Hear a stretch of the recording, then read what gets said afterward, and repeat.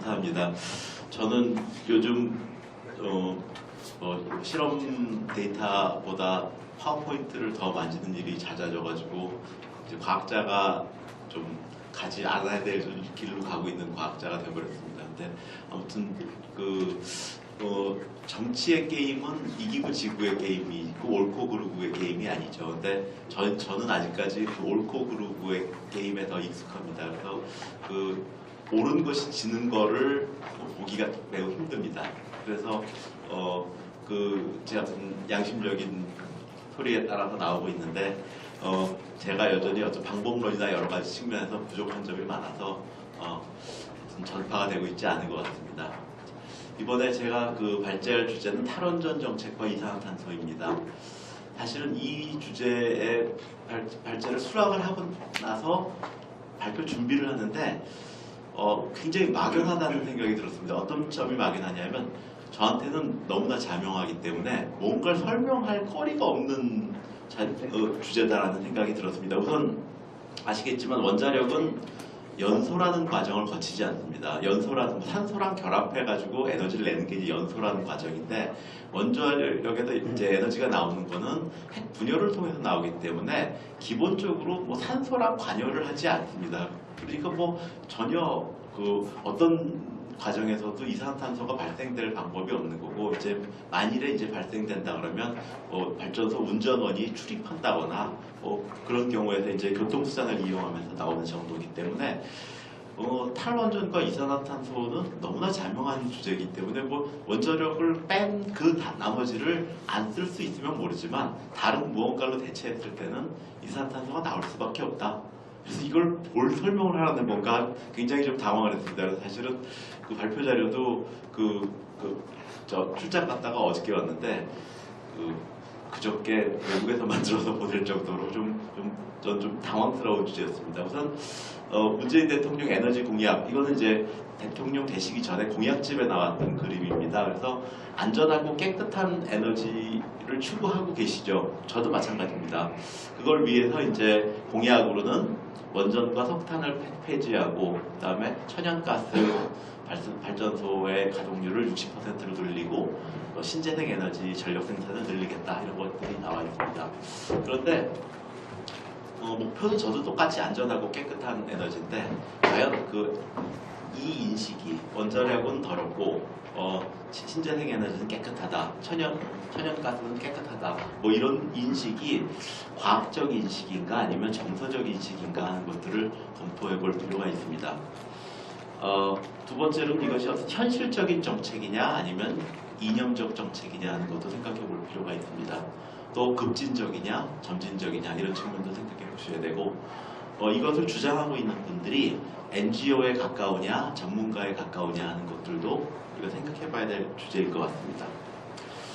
최초에 이거는 이 정책이 만들어진 최초에 제가 강의하러 다닐 때 주로 썼던 슬라이드 그대로입니다. 첫 번째는 뭐냐면 제기됐던 문제점들이 에너지 정책이라는 건 목적이 안정적 공급이 첫 번째 목적이고 뭐를 넣을 거냐 뺄 거냐 하는 것은 수단인데 지금 현재의 정책은 수단에 너무 집착돼 있다. 원자력 빼자, 태양광 넣자, 빼자 넣자 수단에 너무 집착돼 있어서 목적상이 상실돼 있다. 그래서 에너지 제8차 에너지 전력 수급 기본 계획에서도 보면은 전력 수급 계획의 역사상 처음으로 없어진 단어들이 몇 가지 있습니다. 안정적 공급이라는 단어가 없어졌고 그 다음에 사회적 비용 최소화라는 단어도 없어졌습니다. 지금까지 있었던 8차까지 있는 전력 수급 계획 중에서 이번 계획에서 처음으로 그런 단어들이 없어졌습니다. 그리고 안전하고 깨끗한이라는 말이 들어갔습니다. 그런데 이제 아시겠지만 산업부는 안전하고 깨끗한 걸 판단할 부서가 아닙니다. 안전한 거는 원자력 안전위원회에서 판단할 거고 깨끗한 건 환경부에서 판단할 건데 산업부가 그 판단을 하고 있습니다. 그 판단을 할 만한 조직도 없습니다. 과연 이제 이렇게 그동안 우리가 안정적 공급을 위한 방안으로서 인류가 만들어낸 방법은 다원화입니다. 다변화, 에너지원 다변화 여러 가지를 둬서 하나가 가격이 올라가거나 구하지 못하게 되면 다른 걸로 가게 되는 것이 이제 우리가 할 수 있는 방법, 안정성을 취할 수 있는 방법인데 지금 이제 원전과 석탄을 없애버리겠다는 것은 그 다변화라는 원칙을 위배하고 있는 것이다. 그 다음에 기존 정책에 대한 리스펙트가 너무 없다. 뭐 수급 정책의 특성이 없어졌다. 그래서 수급 정책이라는 것은 수요를 공급하는 것이 수급 정책인데 이게 환경 정책인가 하는 생각이 들기도 하고 또 하나는 R&D 정책이 아닌가. 왜냐하면 환경 정책이라는 측면은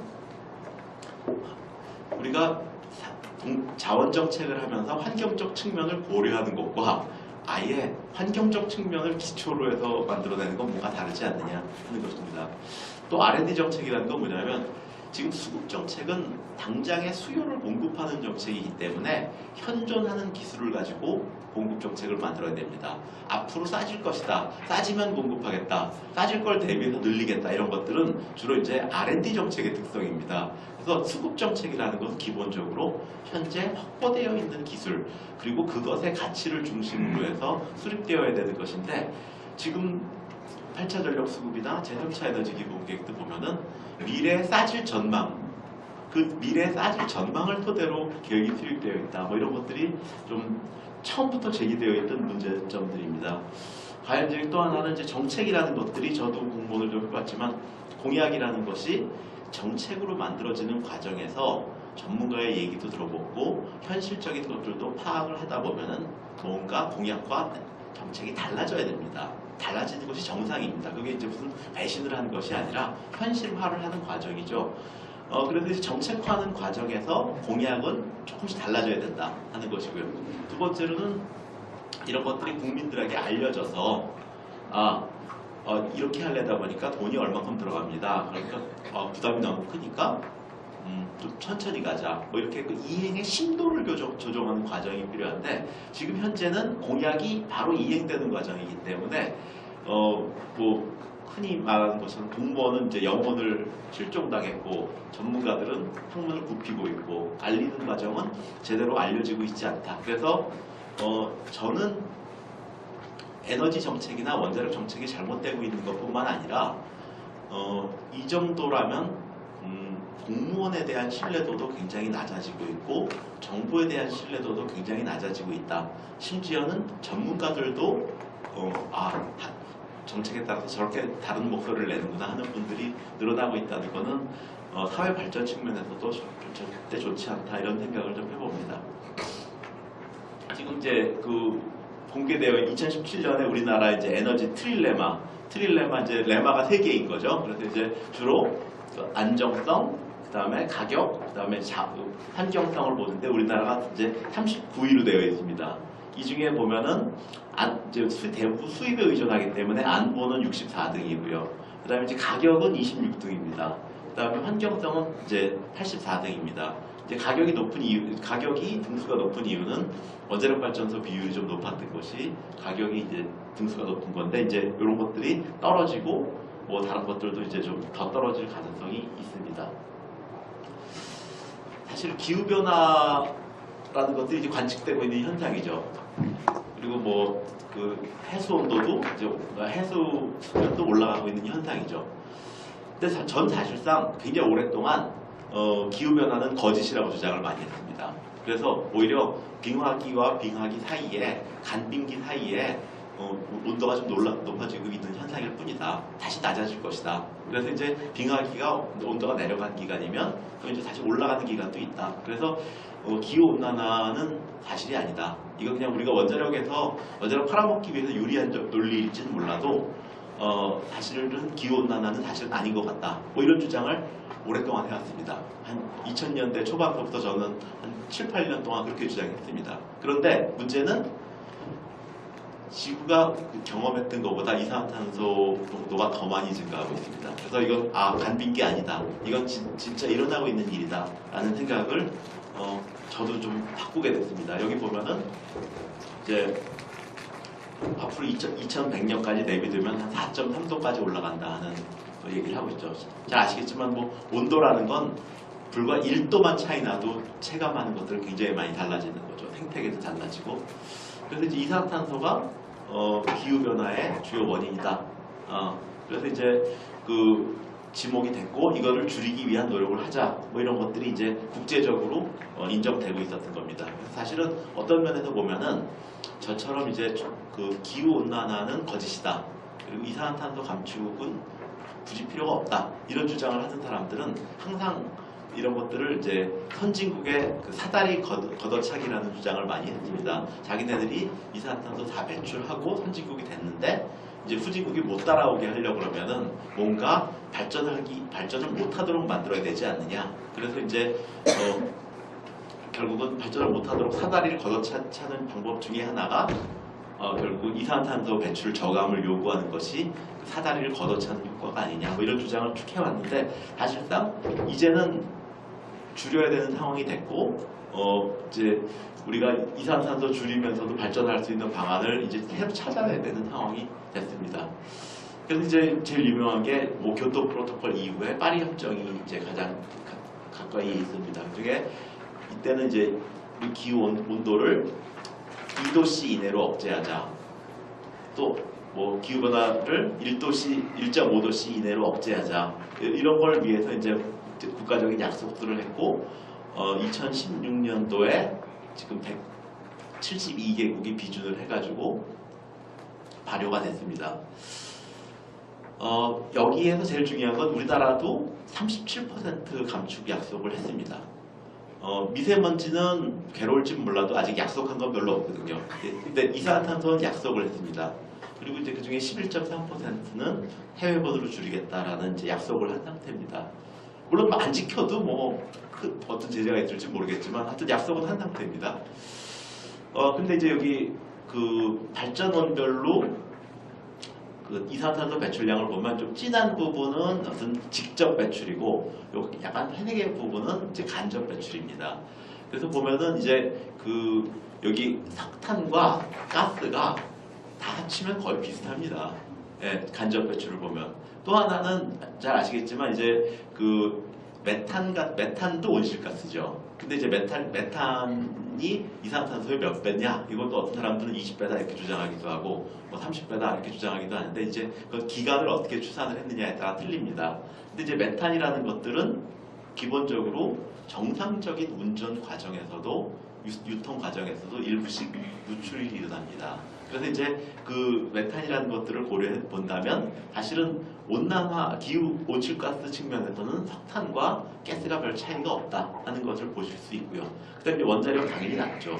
그다음에 우리가 잘 알고 있는 그 윈드나 솔라도 사실은 간접적인 효과를 보시면은 이산화탄소 배출 효과가 상당히 있습니다.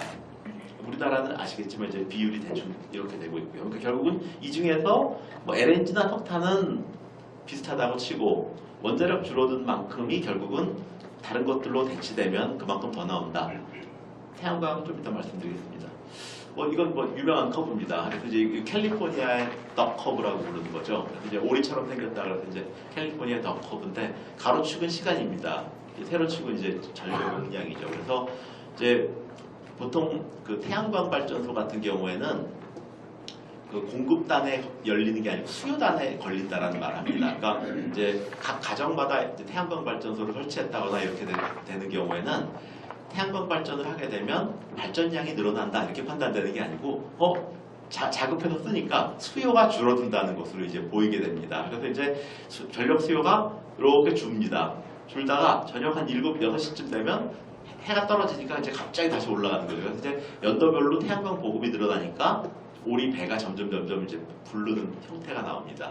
그래서 이제 이만큼의 전기가 갑자기 이제 안 필요해지는 거죠. 그랬다가 6시 해 떨어지면 갑자기 이만큼이 필요합니다. 그럼 이제 이만큼을 공급할 수 있는 설비가 일단 대기하고 있다가 태양광이 이제 작동을 하기 시작하면 이제 좀 세워두고 놀았다가 다시 이제 태양이 떨어지기 시작하면 그게 다 재가동을 해서 이제 공급을 해야 됩니다. 그러다 보니까 결과적으로는 제가 이제 어디 가서 삽질을 해야 되는데 우리 아들을 데리고 갔는데 우리 아들이 꽃삽 들고 설치는 동안은 제가 좀 쉬어주고 우리 아들이 이제 힘들다고 자빠져 있는 동안은 제가 삽질을 하고 뭐 이런 정도의 상황이라고 보시면 맞겠습니다. 이 태양광이 이제 바람 풍력도 막 이렇게 들쭉날쭉하죠. 요 간헐성이라는 것들도 있죠. 그러니까 이럴 때는 이제 예비 발전기라는 게 필요하고 이렇게 들쭉날쭉할 경우에는 요런 이렇게 떨어지는 순간을 위해서 누군가가 공급을 해줘야만 하는 거죠. 그런데 이제 이런 것들을 이제 독일에서도 열심히 하려고 우리가 기후 예측을 해서 하겠다. 안 됩니다. 기후 예측을 어떻게 초 단위로 합니까? 네, 뭐 1단위는 월 단위는 하지만 초 단위로 기후 예측은 안 되는 거죠. 그러니까 이런 것들은 근원적으로 굉장히 어렵기 때문에 이렇게 전력망이 연결되어 있는 나라들, 이런 나라들은 좀 가능하지만 우리는 그렇게 쉽지 않습니다.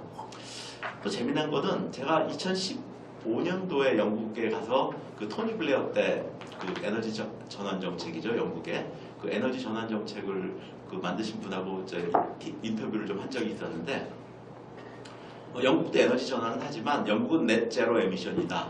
그게 뭐냐면 태양광이나 풍력이 작동하지 않는 동안에도 필요하다면 이산화탄소를 발생하지 않는 발전소로 백업하는 것이 영국의 목적이다. 그래서 넷 제로가 되어야 된다.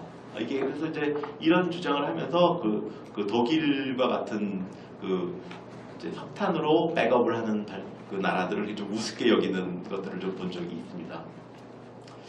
이제 재미난 건 또 뭐냐면 이제 그 LNG 발전소로 예비 발전을 주로 많이 하게 되는데, 그 LNG 발전소가 정상적으로 운전했을 때 나오는 온실가스보다 이제 출력을 올렸다 낮췄다 하면 당연히 더 배출이 늘어나죠. 오염물질도 많이 나오고. 그래서 예비 발전으로 사용되는 LNG 발전소는 풀파워로 떼는 LNG 발전소보다 훨씬 많은 이산화탄소와 온실가스를 배출한다라는 것들도 이제 주목해야 됩니다. 그래서 태양광과 세트로 건설되는 LNG, 태양광이 있으면 반드시 세트로 건설되어야 한다. 왜냐하면 태양광이 안 나올 때 LNG가 해줘야 되니까, 또 태양광이 죽었을 때 LNG가 도와줘야 되니까. 그래서 세트로 건설되어야 한다는 점을 항상 생각해야 되는데, 우리는 이제 태양광 따로를 많이 생각합니다. 태양광만 따로 건설하는 경우를 많이 생각합니다.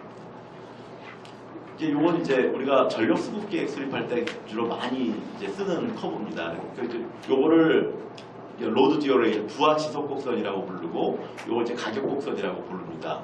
그래서 이제 부하 지속 곡선은 그 1년 중에 8,760년, 그러니까 1년 중에 부하가 이제 들쭉날쭉 하는데, 그걸 갖다 이제 세로로 적분하듯이 쪽쪽쪽쪽 잘라가지고 내림차순으로 정리한 겁니다. 그런데 이때가 이제 전력 수요가 요만한 기간이 요만큼 있고, 요만한 기간이 요만큼 있고, 이거 알 수 있는 거죠. 그래서 이제 부하 지속 곡선이라고 합니다. 그래서 이제 그 내림차순으로 정리했기 때문에 요 정도 부하가 필요한 기간이 몇 시간 되는구나, 요 정도 부하가 필요한 기간이 몇 시간 되는구나, 그리고 요 밑으로는 안 떨어지는구나, 뭐 이런 거 알 수 있습니다. 요게 이제 부하 지속 곡선이고요. 요거 이제 가격 곡선입니다. 그래서 원자력은 건설비가 비싸니까 이제 Y절편이 비싸고 기울기는 낮습니다. 석탄은 그거보다 이제 건설 단가가 싸니까 Y절편은 낮고 기울기는 높습니다. 여기 이제 만나는 자리가 이제 우리가 브레이크 이븐 포인트라고 부르죠. 이 만나는 자리만큼 운전할 때는 석탄을 떼든 원자력을 떼든 똑같습니다. 근데 이제 요거보다 적게 뗄 때는 석탄 떼는 게 유리하고, 요거보다 많이 뗄 때는 이제 원자력 떼는 게 유리한 거죠. 마찬가지로 이제 가스랑 콜도 비교를 해보면은 요거보다 적게 뗄 때는 가스가 유리한 거고, 많이 뗄 때는 이제 석탄이 유리한 겁니다. 그래서 요 커브를 가지고 이제 그림을 그리면 원자력은 이만큼 있어야 되겠구나, 석탄은 이만큼 있어야 되겠구나, 가스는 이만큼 있어야 되겠다 하는 것들이 이제 이론적으로 나옵니다. 근데 물론 이제 이런 것들을 뭐 기존에 있는 설비를 없앨 수는 없으니까 그런 것들도 고려하고 여러 가지 측면을 고려하지만 이론적으로는 이렇습니다.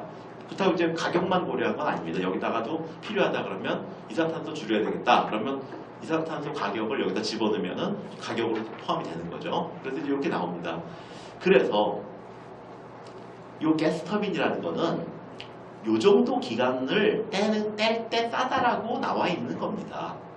지금 놀고 있다고 해서 더 떼는 게 유리한 게 아니라, 더 떼야 하면 다른 발전원으로 바꿔야 되는 거지, 그걸 뭐 LNG 지금 놀고 있으니까 60%까지 떼면 되지 않느냐, 그러면 굉장히 비싼 겁니다. 이거는 그러면 60%까지 떼야 된다 그러면 요점에서 놀고 있었던 가격대가 이쯤까지 올라가는 일이 생기는 겁니다. 그래서 이제 이런 체계를 모르면 놀고 있는 LNG 발전소 떼면 될 거 아니냐라는 얘기 나오지만 절대 그렇지 않습니다.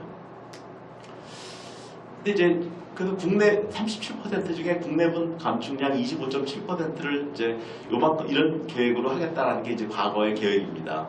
근데 이제 8차 전력 수급 계획을 수립하다 보니까 원전 10기가와트 빠지고 그 다음에 석탄 뭐 한두 개 빠지고 그 다음에 하고 나니까 그걸 갖다가 LNG나 석탄으로 공급한다고 하면은 이 온실가스 감축 목표를 만족시킬 수가 없는 겁니다. 그리고 설비도 안 나오고 그러니까 아주 현명한 아이디어를 냈죠. 절약하자 그만큼. 네, 절약하자.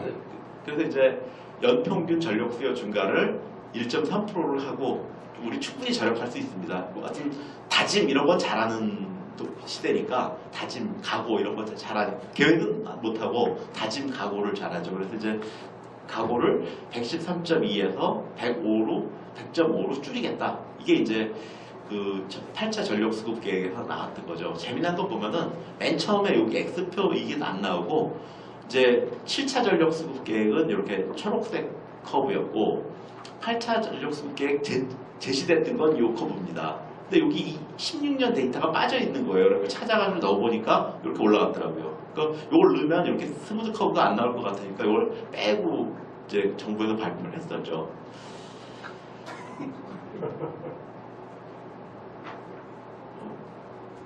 그런데 이제 과연 전력 수요가 줄어드느냐 하는 겁니다. 지금 이거 가로축은 시간, 뭐 세로축은 에너지 소비인데 에너지 소비가 줄어든 때가 없습니다. 이거 잠깐 줄었는데 이거 석유 파동 때 잠깐 줄었습니다. 그러니까 에너지 수요가 절약이 말처럼 쉽지 않습니다. 여름에 에어컨 없이 살기 어렵고요. 절약 안 됩니다. 그러다 이제 지금 우리 산업 구조가 에너지 다섭이죠. 자동차, 조선, 반도체, 제조업 다 에너지 다섭입니다. 이거 에너지 절약하자 그래서 이 산업을 포기할 수도 없는 노릇이거든요. 그래서 과연 이게 전력 수요가 절감이 되겠는가? 그 다음에 지금 4차 산업하면 전력 수요 무지하게 늘어날 거고 전기차, 인덕션 렌즈 제가 제주대학교에서 10년 했으니까 제주도 갈 일 많습니다. 말로는 그렇게 합니다. 전기차는 전력 수요가 없는 밤에 충전하면 된다. 근데 제주도에서 전기차 다 낮에 충전합니다. 써야 되니까 낮에 충전합니다. 또 전기차가 보급이 됐는데 제주도에 휘발유 자동차의 보급이 줄지 않았습니다. 그러니까 전기차를 대부분 세컨카 개념으로 쓰고 있는 거지 메인카로 쓰지 않는다는 것도 아실 수 있습니다. 뭐 요즘 경제성장과 디커플링 돼 있다 이런 표현 쓰는데 이거 아주 사람 속이기 좋은 표현입니다. 경제성장은 돼도 전력 수요가 그거에 비례하지 않는다. 이걸 갖다 디커플링이라고 하는데 지금 어떻게 돼 있냐면 경제성장은 안 돼도 전기는 느는 방식으로 디커플링이 되고 있거든요. 그래서 이건 국민들을 속이기 위한 디커플링이지 진짜 디커플링이라고 보기 어렵습니다. 그래서 과연 이 정부가 전력 수비가 준다 그랬는데 줄겠는가? 근데 이제 2030년도 온실가스 감축 로드맵을 환경부에서 다시 발표했습니다.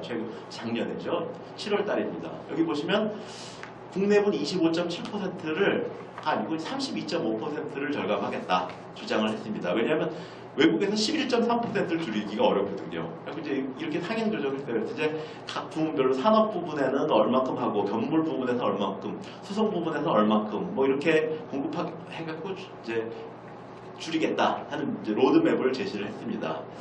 그래서 여기 빨간 부분을 보니까 이제 전환 부분이라는 게 저희가 보통 발전 부분, 전환 부분이라고 하죠. 전환 부분에서 일단 2,400만 톤 감축을 확정하고 그 다음에 3,400만 톤은 3차 애기본, 세제 개편, 환경급전 강화 등과 연계하여 2020년 유엔에 수정된 국가 감축 기여를 제출하기 전까지 구체화하기로 하였다. 제가 공무원 해봤는데요. 이 얘기는요. 못하겠다는 뜻입니다. 못하겠다는 뜻이에요. 이게 뭐 어려운 일을 해가지고 이걸 갖다가 그때까지 하겠다고 목표를 제시하겠다. 이거 못하겠다는 뜻입니다. 그 다음에 수송 부분에서 전기차 300만 대 보급하면 전기차 쓰는 전기도 또 만들어야 되잖아요. 그죠? 그래서 이제 앞뒤로 다 따져봐야 되는데 그렇지 않다.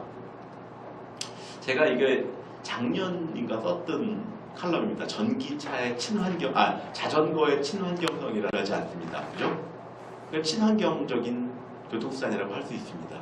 그런데 만일 그 자전거가 자동차와 함께 도로를 점유하면서 자동차를 느리게 가게 만든다면 자전거가 친환경적이냐? 또 하나는 자전거를 보급하기 위해서 자동차가 다닐 도로를 좁히고 자전거 전용 도로를 까는 바람에 자전거는 잘 다니게 됐지만 자동차가 더 느리게 되고 더 많은 연료를 쓰게 만들었다면 이것도 친환경이냐?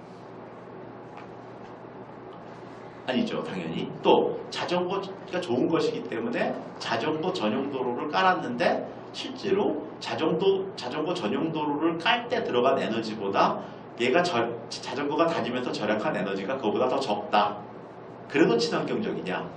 그건 아니다는 거죠. 그러니까 지금 태양광, 풍력 다 좋습니다. 친환경이고 다 좋은데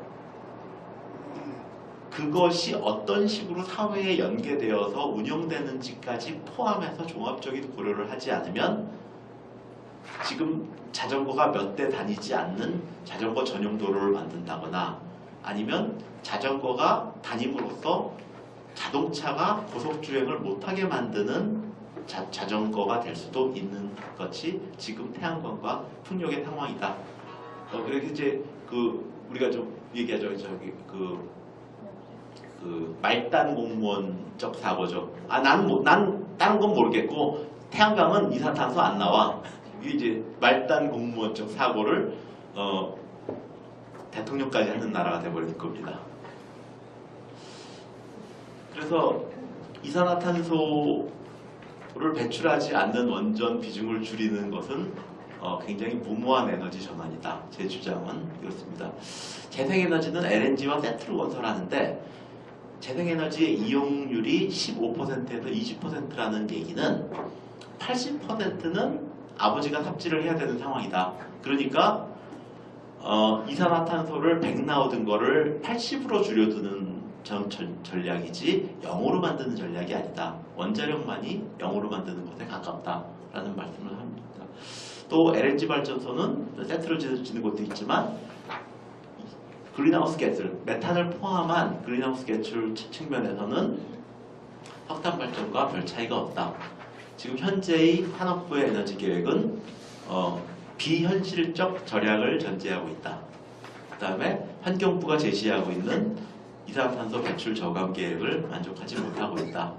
그래서 탈원전 정책은 첫 번째로는 종합적 판단. 아까 자전거는 무조건 친환경적이기 때문에 무조건 좋은 것이다. 이런 식으로 생각하는 어떤 종합적 판단이 부재되어 있지 않느냐 하는 것이고 따지고 보면 환경적 정책도 아니다. 라는 말씀으로 결론을 맺겠습니다. 감사합니다.